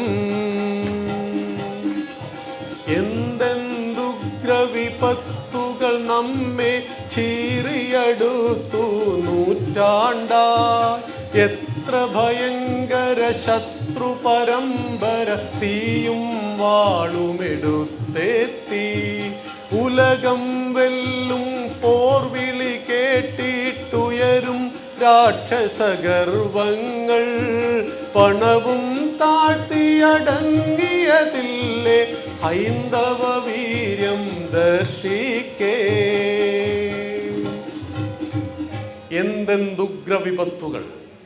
2300 വർഷക്കാലത്തെ നിരന്തര വൈദേശിക ആക്രമണത്തിന് പാത്രീഭൂതമായ മണ്ണാണ് എൻ്റെ ഭാരതം. BC 326 മാസിഡോണിയയിൽ നിന്നും അലക്സാണ്ടർ വന്നു. യവന്മാരും ശാകന്മാരും ഹൂണന്മാരും കുശാനന്മാരും എൻ്റെ മണ്ണിനെ ഇല്ലാതാക്കാൻ നോക്കി. ഹിന്ദുവിനെ നശിപ്പിക്കാൻ അവർക്ക് കഴിഞ്ഞില്ല. AD 711 മുഹമ്മദ് ബിൻ കാസിമിൽ തുടങ്ങിയ ആക്രമണം 1100 മുതൽ ഗസ്നിയും ഗോറിയും ഖിൽജിയും തുഗ്ലക്കും ബാബറും ഹുമയൂണും ഷാജഹാനും ബഹദൂർ ഷാ രണ്ടാമൻ വരെ ചരിത്രം രേഖപ്പെടുത്തിയ 700 വർഷക്കാലത്തെ ഇസ്ലാമിക രാജാക്കന്മാരുടെ ഭീകരാക്രമണങ്ങൾക്ക് പാത്രീഭൂതമായ മണ്ണ്, 40,000-ൽ പരം ക്ഷേത്രങ്ങൾ തച്ചുടക്കപ്പെട്ട മണ്ണ്, 50 ലക്ഷത്തിൽ പരം ഹിന്ദുക്കൾക്ക് ജീവൻ ബലിദാനം നൽകേണ്ടി വന്ന മണ്ണ്, അയോധ്യയും കാശിയും മധുരയും അടക്കം 3000-ഓളം ക്ഷേത്രങ്ങൾ പള്ളികളായി രൂപാന്തരപ്പെട്ട മണ്ണ്, 200 വർഷക്കാലം സായിപ്പ് ഈ മണ്ണ് ഭരിച്ചു. 47 ഭാരതമാതാവിനെ രണ്ടായി വിഭജിച്ച് സായിപ്പി മണ്ണ് വിട്ട് പോകുന്നത് വരെ ചരിത്രം രേഖപ്പെടുത്തിയ 2300 വർഷങ്ങൾക്കിപ്പുറവും ഹിമാലയത്തിൻ്റെ മുകളിൽ കയറി കന്യാകുമാരിയിലേക്ക് നോക്കി വന്ദേ മാതരം മുഴക്കിയാൽ അതേറ്റു വിളിക്കുവാൻ 100 കോടി കണ്ടങ്ങൾ ഇന്നും ബാക്കിയാകുന്നുണ്ട് ഈ മണ്ണിലെന്ന് പറയുമ്പോൾ, ഗ്രീക്കും റോമും ഈജിപ്തും മെസപ്പൊട്ടോമിയയും ബാബിലോണിയൻ സംസ്കാരങ്ങളെല്ലാം തന്നെ ചരിത്രത്തിൻ്റെ താളുകളിലേക്ക് വലിച്ചെറിയപ്പെട്ടിട്ടും ചരിത്രം രേഖപ്പെടുത്തിയ 2300 വർഷക്കാലത്തെ നിരന്തര വൈദേശിക ആക്രമണത്തിന് ശേഷവും എൻ്റെ ഭാരതം ജീവിച്ചിരിക്കുന്നു എന്ന് പറയുവാൻ നമുക്ക് അഭിമാനമുണ്ടാകണം. അതുകൊണ്ട് ഈ ധർമ്മത്തിൻ്റെ പേരാണ് സനാതനം. സനാതനം എന്ന വാക്കിൻ്റെ അർത്ഥം നാശരഹിതം, ഒരിക്കലും നശിക്കാത്തത്. എന്തെന്തുഗ്ര വിപത്തുകൾ നമ്മെ ചീറിയെടുത്തു നൂറ്റാണ്ടായി, എത്ര ഭയങ്കര ശത്രു പരമ്പര തീയും വാളുമെടുത്തെത്തി, ഉലകം വെല്ലും പോർവിളി പൊങ്ങി ഉയരും രാക്ഷസഗർഭങ്ങൾ, ഫണവും താഴ്ത്തി അടങ്ങിയതില്ലേ ഹൈന്ദവ വീര്യം ദർശിക്കേ. ഹിന്ദുവിൻ്റെ വീര്യത്തിന് മുന്നിൽ, ശിവാജിയുടെ വീര്യത്തിന് മുന്നിൽ ഔറംഗസീബിന് അടിയറവ് പറയേണ്ടി വന്നിട്ടുണ്ട്. റാണ പ്രതാപ സിംഹന്റെ വീര്യത്തിന് മുന്നിൽ അക്ബർക്ക് അടിയറവ് പറയേണ്ടി വന്നിട്ടുണ്ട്. പൃഥ്വിരാജ് ചൗഹാന്റെ വീര്യത്തിന് മുന്നിൽ ഗസ്നിക്ക് അടിയറവ് പറയേണ്ടി വന്നിട്ടുണ്ട്. എപ്പോഴെല്ലാം എൻ്റെ ധർമ്മത്തെ ഇല്ലാതാക്കുവാൻ ഏതെല്ലാം ശക്തികൾ ഏതെല്ലാം രൂപത്തിൽ വന്നുവോ അപ്പോഴെല്ലാം ഭഗവാൻ ഗീതയിൽ പറയുന്നത് പോലെ യഥാ യഥാ ഹിധർമ്മസ്യ ഗ്ലാനിർഭവതി ഭാരത അഭ്യുത്ഥാനം അധർമ്മസ്യ തദാത്മാനം സൃജാമ്യഹം പരിത്രാണായ സാധൂനാം വിനാശായ ചതുഷ്കൃതാം ധർമ്മ സംസ്ഥാപനാർത്ഥായ സംഭവാമി യുഗേ യുഗേ. എപ്പോഴെല്ലാം ധർമ്മത്തിന് താഴ്ചയും അധർമ്മത്തിന് ഉയർച്ചയും ഉണ്ടാകുന്നുവോ അപ്പോഴെല്ലാം ഞാൻ അവതരിക്കുന്നു. ത്രേതായ മന്ത്രശക്തിശ്ച ജ്ഞാനശക്തി കൃതേ യുഗേ ദ്വാപരേ യുദ്ധശക്തിശ്ച സംഘേ ശക്തി കലോ യുഗേ.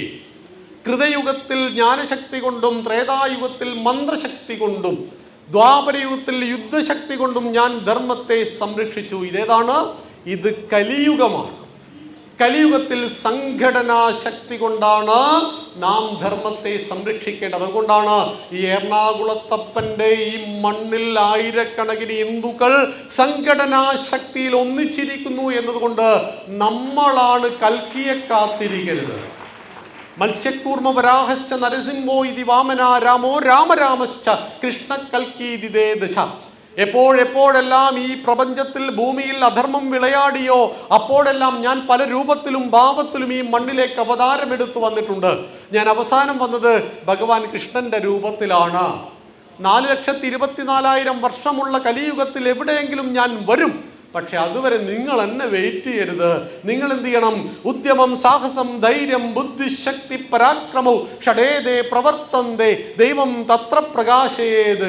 ശബരിമലയിൽ രഹന ഫാത്തിമ ചെല്ലുമ്പോൾ അയ്യപ്പന് 2 പുലി അങ്ങോട്ട് വിട്ടാൽ പോരായിരുന്നു? ഒരു നേതാവിൻ്റെ ചോദ്യം. അയ്യപ്പൻ്റെ കയ്യിൽ ഒരുപാട് പുലിയുണ്ട്. ഒരു പുലിയെ വിട്ടിട്ട് രഹന ഫാത്തിമയെ പിടിക്കാൻ പറഞ്ഞാൽ പുലി പിടിക്കുകയും ചെയ്യും. പക്ഷെ അയ്യപ്പൻ പുലിയെ വിട്ടാൽ നമ്മുടെ റോൾ എന്താ? അയ്യപ്പൻ്റെ സന്നിധാനത്തെ നശിപ്പിക്കുവാൻ കനകദുർഗയും ബിന്ദു അമ്മിണിമാരും ചെല്ലുമ്പോൾ എന്ത് ചെയ്യണം?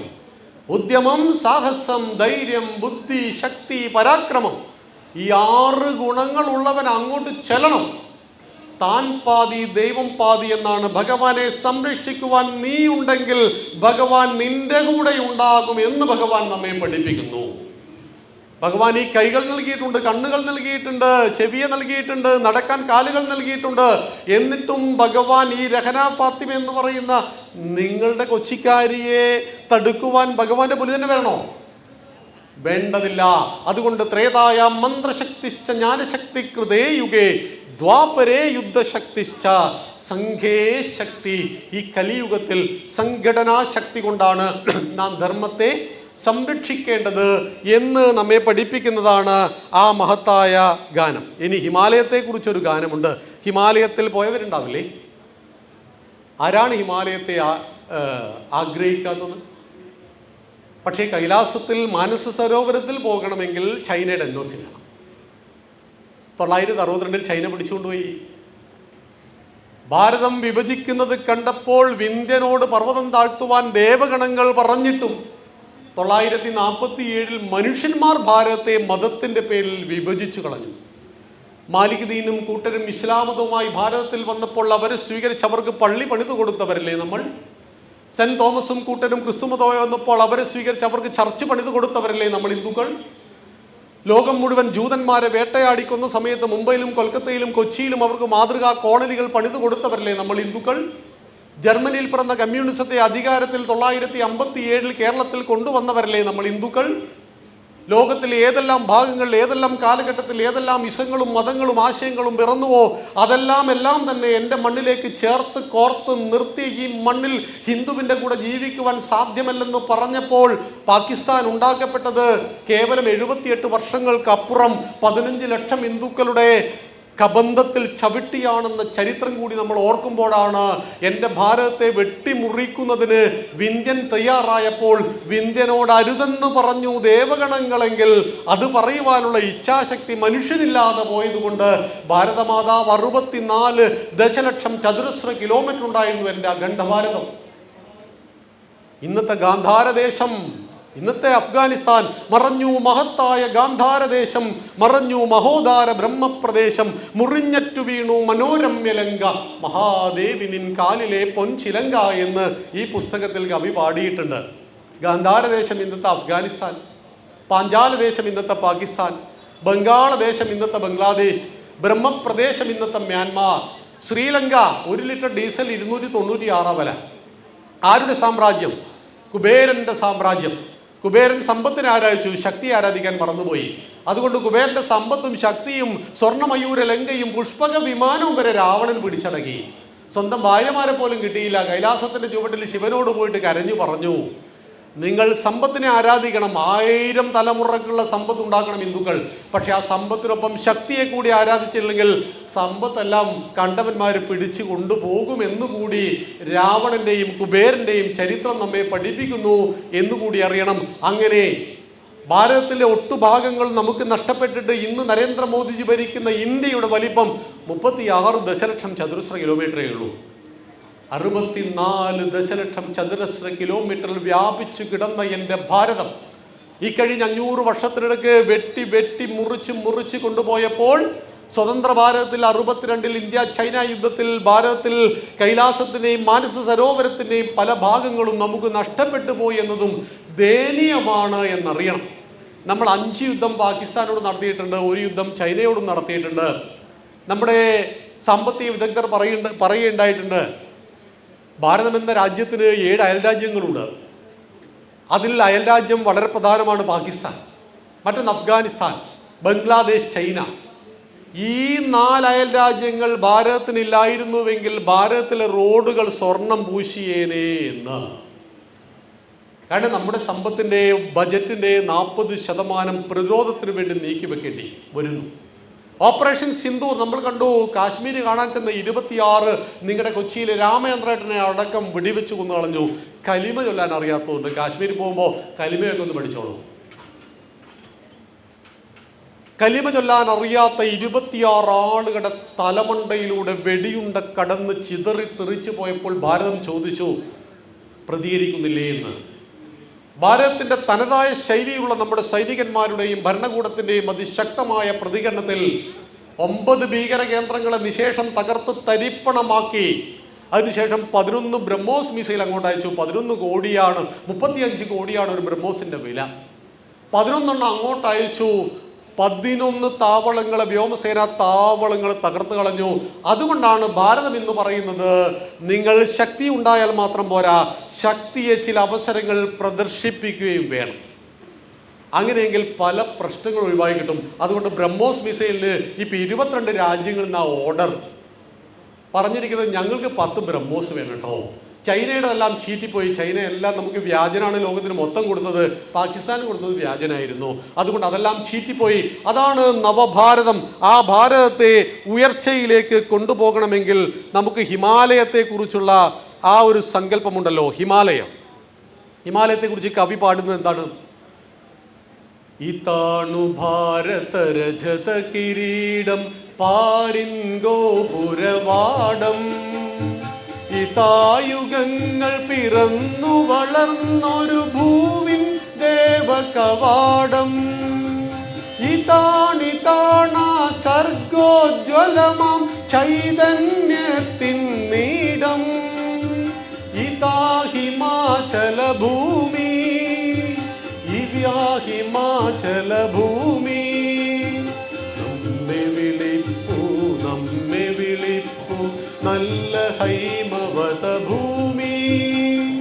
തിങ്കൾ കലയാൽ തിലകം ചാർത്തും തുങ്ക ഹൈമവത ഭൂമി. നക്ഷത്രക്കതിർമുടിയിൽ തിരുകിയ നല്ല ഹൈമവത ഭൂമി. ഹിമാലയത്തെ കുറിച്ച് എത്ര മനോഹരമായ വർണ്ണനയാണ് കവി ഇവിടെ പാടിയിരിക്കുന്നത്. നമ്മുടെ സമയം, ഭക്ഷണത്തിൻ്റെ സമയം കഴിഞ്ഞിരിക്കും. ഞാൻ 10 മിനിറ്റോട് നിർത്താം. രാഷ്ട്രത്തെക്കുറിച്ച്, ഹിമാലയത്തെക്കുറിച്ച്, കന്യാകുമാരിയെക്കുറിച്ച്, ഹിമാലയം മുതൽ കന്യാകുമാരി വരെ, കച്ച് മുതൽ കാമരൂപം വരെയുള്ള ഈ ഭാരതമേഘമാണ്. വാട്സപ്പിൽ രസകരമായൊരു കഥ വന്നിരുന്നു. പണ്ട് ദൈവം ഭൂമി ഉണ്ടാക്കാൻ തീരുമാനിച്ചു. പണിക്കാരെ മൊത്തം വിളിച്ചുകൂട്ടി. പണിക്കാരോട് ചോദിച്ചു, ഈ ഭൂമിയിൽ എന്തൊക്കെ വേണം? അപ്പോൾ ഒരു പണിക്കാരൻ പറഞ്ഞു, ഭൂമിയിൽ നിറയെ മഞ്ഞ് വേണം. ഇന്നത്തെ യൂറോപ്പിൻ്റെ ഭാഗത്ത് മൊത്തം ദൈവം മഞ്ഞ് വെച്ചു. പിന്നെ ഒരു പണിക്കാരൻ പറഞ്ഞു, ഭൂമിയിൽ ഒരുപാട് മരുഭൂമി വേണം. ഇന്ന് കാണുന്ന പശ്ചിമേഷ്യൻ രാഷ്ട്രത്തിൻ്റെ പല ഭാഗങ്ങളിലും മരുഭൂമി വെച്ചു. ഭൂമിയിൽ നിറയെ വനം വേണം. ആഫ്രിക്കൻ ഭൂഖണ്ഡത്തിൽ വനം വെച്ച് കൊടുത്തു. അങ്ങനെ പലതും പല സ്ഥലത്തും ഫിറ്റ് ചെയ്ത ദൈവം ചോദിച്ചു, ഇതെല്ലാം ഉള്ളൊരു ഭൂമി വേണ്ടേ? മഞ്ഞും മലയും മരുഭൂമിയുമുള്ളൊരു ഭൂമി. അങ്ങനെ ഉണ്ടാക്കപ്പെട്ട ഭൂമിയുടെ പേരാണ് എൻ്റെ ഭാരതം. ഇവിടെ മരുഭൂമിയുണ്ട്, ഇവിടെ മഞ്ഞുണ്ട്, ഇവിടെ മലകളുണ്ട്. ഇതെല്ലാം ഉണ്ടാക്കി കഴിഞ്ഞപ്പോൾ ഒരു ദൈവം എണീറ്റ് ചോദിച്ചു, അപ്പോൾ ഇവന്മാർ വലിയ അഹങ്കാരികളാവില്ലേ? ഒരാൾക്ക് കൊടുത്താൽ വലിയ അഹങ്കാരികളാവില്ലേ? അപ്പോൾ ദൈവം പറഞ്ഞു, അതിനൊരു വഴിയുണ്ട്. ഇതിലൊരുത്തൻ പറയുന്നത് മറ്റൊരുത്തനും മനസ്സിലാവില്ല. മലയാളി പറയുന്നത് തമിഴ്നാട്ടുകാരന് മനസ്സിലാവില്ല, തമിഴ്നാട്ടുകാരൻ പറയുന്നത് കർണാടകക്കാരന് മനസ്സിലാവില്ല, ഇവൻ പറയുന്നത് ആന്ധ്രക്കാരന് മനസ്സിലാവില്ല, ഇവരെല്ലാവരും പറയുന്നത് UP-ക്കാരന് മനസ്സിലാവില്ല. അപ്പോൾ ചോദിച്ചു മറ്റൊരു ദൈവം, ഇതൊരു ക്രൂരതയല്ലേ? എല്ലാം കൊടുത്തിട്ടും പരസ്പരം മനസ്സിലാക്കാൻ കഴിയുന്ന ക്രൂരതയല്ലേ? അപ്പോഴാണ് ദൈവം പറഞ്ഞത്, ഇവരെല്ലാം ഏകോപിപ്പിക്കുവാൻ വേണ്ടി ഞാൻ തന്നെ ഈ മണ്ണിൽ യുഗയുഗങ്ങളായിട്ട് അവതരിച്ചു കൊണ്ടേരി. ഞാൻ ബാക്കി എല്ലാ സ്ഥലത്തും ദൂതന്മാരെ, പ്രവാചകന്മാരെ അയക്കുമ്പോൾ ഞാൻ ഭാരതത്തിൻ്റെ മണ്ണിൽ മാത്രം ഞാൻ തന്നെ വന്നുകൊണ്ടിരിക്കും. ഞാൻ ജനിക്കുന്ന മണ്ണ് ഈ ഭാരതമാണ്. അതുകൊണ്ട് നിങ്ങൾ ഉത്തർപ്രദേശിൽ മുഴുവൻ സഞ്ചരിച്ചാൽ, അയോധ്യയിൽ ചെല്ലുന്ന സമയത്ത്, രാമന്റെ ജന്മഭൂമിയിൽ ചെല്ലുന്ന സമയത്ത്, പക്ഷേ കർക്കിടകത്തിൽ രാമായണ മാസം ഉത്തർപ്രദേശിൽ അല്ല, അതിങ്ങ് കേരളത്തിലാണ്. മധുരാപുരിയുള്ളത് ഉത്തർപ്രദേശിലാണ്. ഇവിടുന്ന് 2500 കിലോമീറ്റർ ദൂരം സഞ്ചരിക്കണം. പക്ഷേ ശ്രീകൃഷ്ണ ജയന്തി ശോഭായാത്ര നടക്കുന്നത് ഇങ്ങ് കേരളത്തിലാണ്. ഈ ഭാരതം മുഴുവൻ രാമനും കൃഷ്ണനും ഈ ഭാരതത്തെ ഒന്നായി ചേർത്ത് കോർത്ത് നിർത്തിയിരിക്കുകയാണ്. രാമനെയും കൃഷ്ണനെയും ശിവനെയും അറിയാത്ത ആരെങ്കിലും ഭാരതത്തിലുണ്ടാകുമോ? കാശ്മീരുകാരൻ കന്യാകുമാരിയിൽ ജീവിക്കുന്നവരെ കണ്ടിട്ട് ഇന്ന് ഉച്ചക്ക് സാമ്പാർ കൂട്ടിയിട്ടാണോ ഉണ്ടതെന്ന് ചോദിച്ചാൽ എന്തായാലും മനസ്സിലാവുമോ? മനസ്സിലാവില്ല. പക്ഷെ ജയ്റാം പറഞ്ഞാൽ ഉടനെ പറയും സീതാറാം, നമസ്തേ പറഞ്ഞാൽ ഉടനെ പറയും നമസ്കാരം. നമ്മളെല്ലാം കോർത്ത് ചേർത്ത് നിർത്തുന്നതാണ് ഈ രാഷ്ട്രത്തിലെ ഓരോ ഐതിഹ്യം പോലും എന്നറിയണം. അതുകൊണ്ടാണ് ഗുജറാത്ത് സാമ്രാജ്യമായ ദക്ഷ പ്രജാപതിക്ക് യാഗം നടത്തുവാൻ ഭൂമി വേണം. എവിടെ പോയി? അങ്ങ് ഞങ്ങളുടെ തൊട്ടടുത്ത പ്രദേശത്താണ് മൂപ്പര് വന്നത്. കൊട്ടിയൂരില് ദക്ഷ മഹായാഗം നടന്നത് കണ്ണൂർ ജില്ലയിലെ കൊട്ടിയൂരിലാണ്. ദക്ഷ പ്രജാപതിയുടെ സാമ്രാജ്യം ഇന്നത്തെ ഗുജറാത്ത് അടങ്ങുന്ന ഭൂമിയാണ്. അവിടെ ഉണ്ടായിരുന്ന മഹാരാജാവ് സതിയുടെ പിതാവ് ഉത്തമമായ യാഗം നടത്തുവാൻ വേണ്ടി, ഭൂമി കണ്ടെത്തുവാൻ വേണ്ടി വന്നത് എവിടെയാണ്? കൊട്ടിയൂരിലാണ്. ഉത്തമമായ പ്രതിഷ്ഠ നടത്തുവാൻ വേണ്ടി ദേവഗുരുവായ ബൃഹസ്പതിയും വായു ഭഗവാനും സഞ്ചരിക്കുമ്പോൾ ഉത്തമമായൊരു സ്ഥലം കണ്ട് പ്രതിഷ്ഠ നടത്തണം, ശ്രീകൃഷ്ണന്റെ പ്രതിഷ്ഠ. ആ ദേവഗുരുവും വായു ഭഗവാനും ചേർന്ന് പ്രതിഷ്ഠിച്ചപ്പോഴാണ് ഗുരുവായൂരുണ്ടാകുന്നത് എന്നറിയണം. എല്ലാത്തിലും ഉദാത്തമായ സങ്കല്പങ്ങളെ ചേർത്ത് കോർത്ത് നിർത്തിയതാണ് ഈ ഭാരതം. ഒരു സ്ഥലത്തിൻ്റെ നാമത്തിൽ പോലുമുണ്ട്. പത്തനംതിട്ട ജില്ലയിൽ ചെന്ന് കഴിഞ്ഞാൽ അവിടുത്തെ അമ്മമാർ പറയും ഒരു സ്ഥലം കാണാനുണ്ട്. ഏതാണ് സ്ഥലം? അത് സീതത്തോടാണ്. സീതത്തോടോ? എന്താ പ്രത്യേകത? ഇവിടെയാണ് വനവാസ സമയത്ത് സീതാദേവി കുളിച്ചത്, തെളിവുണ്ടോ എന്നൊന്നും ചോദിച്ചേക്കരുത്, അവർ ചൂടാവും. വനവാസ സമയത്ത് സീതാദേവി കേരളത്തിൽ വന്ന് പത്തനംതിട്ട ജില്ലയിൽ വന്നിട്ട് കുളിക്കുവാൻ ശുദ്ധമായ അരുവി കണ്ടപ്പോൾ അവിടെ കുളിച്ചു എന്ന് വിശ്വസിക്കുന്നവരാണ് നമ്മൾ ഹിന്ദുക്കൾ. വയനാട്ടിൽ ചെന്നാൽ അവർ പറയും ഇവിടെ ഒരു വലിയ പാറയുണ്ട്. ഏതാണ് ആ പാറ? അതൊരു 5 പാറയാണ്, പാണ്ഡവൻ പാറ എന്ന് പറയും. വലിയൊരു പാറയുണ്ട്, ഇവിടെയാണ് ഭീമസേനൻ ഇരുന്നത്, തെളിവുണ്ടോ എന്ന് ചോദിച്ചേക്കരുത്. കാരണം വനവാസ സമയത്ത് പാണ്ഡവന്മാർ ഈ പാറയിൽ വന്നിരുന്നു എന്ന് വിശ്വസിക്കുമ്പോൾ രാമനും കൃഷ്ണനും ഈ ഭാരതം മുഴുവൻ സഞ്ചരിച്ചിട്ടുണ്ട് എന്നറിയണം. രാമൻ പത്തനംതിട്ട ജില്ലയിൽ വന്നിട്ടുണ്ട്. സീതാദേവി പ്രസവിച്ച സ്ഥലം വയനാട്ടിലാണെന്ന് പറയുന്നുണ്ട്. അവിടെ ലവകുശ ക്ഷേത്രമുണ്ട്. അങ്ങനെ പറയുന്നവരുണ്ട്. സീതാദേവി അന്തർദാനം ചെയ്തത് പ്രയാഗ്രാജിൻ്റെ തൊട്ടടുത്താണെന്ന് അവർ പറയും. ഹരിദ്വാറിലാണ് ദക്ഷൻ്റെ യാഗം നടന്നതെന്ന് അവർ പറയും. കൊട്ടിയൂരിലാണ് യാഗം നടന്നത്, അത് നമുക്കറിയാം. അപ്പം ഇങ്ങനെ ഈ വൈവിധ്യങ്ങളിൽ ഏകതയെ കണ്ടവരാണ് നമ്മുടെ പൂർവികന്മാരായ ഋഷി പരമ്പര എന്നറിയണം. ഒരുപാട് ഗാനങ്ങൾ എൻ്റെ പ്രിയപ്പെട്ടവരെ പരിചയപ്പെടുത്തുവാനുണ്ട്. പക്ഷെ അതൊന്നും നമുക്ക് പാടുവാനും പറയുവാനുള്ള സമയം പരിമിതമായതുകൊണ്ട് അതിൽ 132ാമത്തെ ഒരു ഗാനമുണ്ട്. ശുഭപ്രതീക്ഷയുടെ ഒരു ഗാനമാണ്. ഈ ഭാരതം വീണ്ടും ഒന്നാവണ്ടേ? പാകിസ്ഥാൻ ഭാരതത്തിൽ ലയിക്കുമോ? നമുക്കിപ്പോൾ ചിന്തിക്കാൻ കഴിയില്ല. പാകിസ്ഥാൻ ബംഗ്ലാദേശൊക്കെ ഭാരതത്തിൽ ലയിക്കുക എന്നൊക്കെ പറഞ്ഞാൽ നമ്മുടെ ഇപ്പോഴത്തെ സാമാന്യ ബുദ്ധിക്ക് നിരക്കുന്നതല്ല. പക്ഷേ ലയിക്കും. അതുകൊണ്ടാണ് 50 കൊല്ലം മുമ്പേ നമ്മൾ പാടി തുടങ്ങിയിട്ടുണ്ട്.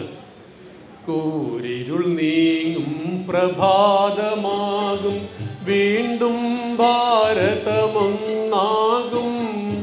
അഖണ്ഡ ഭാരത മാതാ കീ ജയ, ഘോഷം പൊങ്ങും പുനരെങ്ങും, മാനസ കോടികളൊന്നായി ചേർന്നാൽ മാമല പോലും മലരല്ലേ, ദേശപ്രേമം ജ്വലിച്ചുയർന്നാൽ വാരിധി പോലും വരണില്ലേ, രാഷ്ട്രശക്തി തൻ പ്രളയജലത്തിൽ കൃത്രിമ ഭിത്തികൾ തകരില്ലേ, ദുസ്സഹമാമി ദുരന്ത ചിത്രം ദുസ്വപ്നം പോൽ മറയില്ലേ.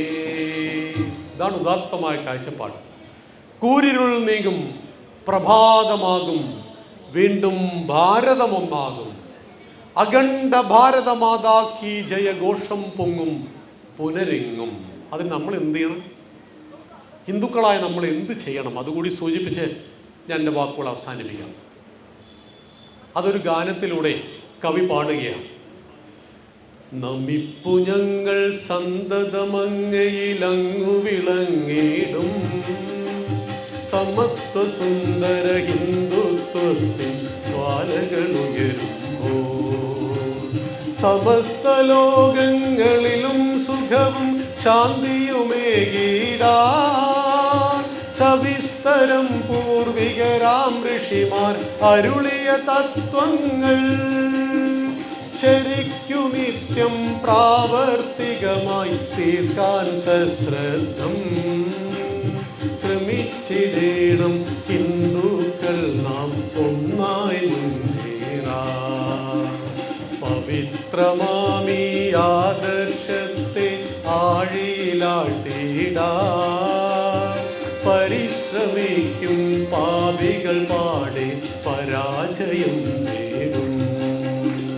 1000 ആണ്ടുകൾ താണ്ടിയ പുഷ്കല സംസ്കാരം മായുകയിൽ ഇത് ഹിന്ദുത്വത്തിൻ സത്തായി തീർന്നതിനാ, ഇതൊന്നുയർന്നു ജ്വലമായി തീരാൻ തവ സേവകർ ഞങ്ങൾ തവ സന്നിധിയിൽ കാത്തുകിടപ്പു കർമ്മം ചെയ്തിടാ.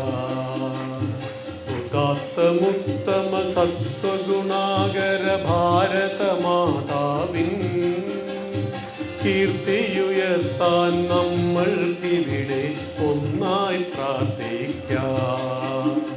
വടക്കു ഭാരത സംസ്കാരത്തിൻ ഭാസുര സന്ദേശം പതിച്ചുയർത്തു ഈ വാനിൽ പടരും പർവ്വത പങ്ക്തികളും, കിഴക്കുമങ്ങിനെ നിൽക്കും തെക്കും ദിക്കുകളോരോരോ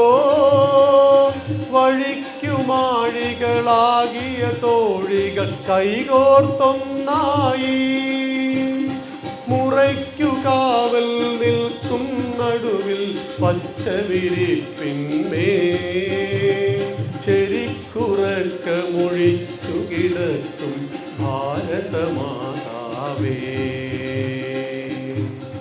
നമ്മുടെ ഭാരതമാതാവ് ശരിക്കും ഉറക്കമൊഴിച്ച് കിടക്കുകയാണ്. എന്തിനു വേണ്ടി? നമ്മുടെ വിളി കാത്തുകൊണ്ട്.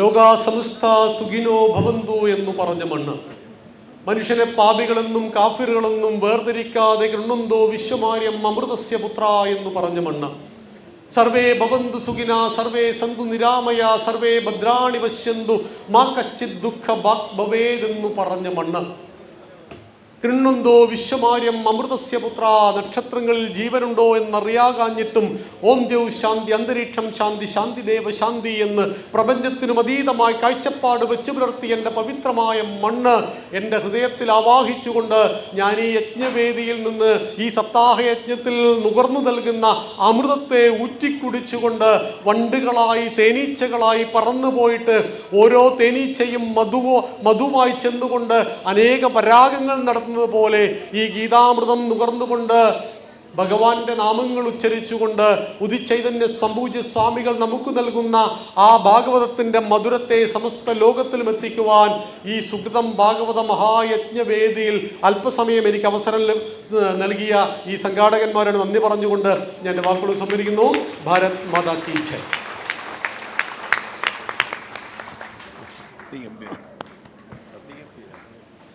ഈ യജ്ഞവേദിയിൽ വന്ന്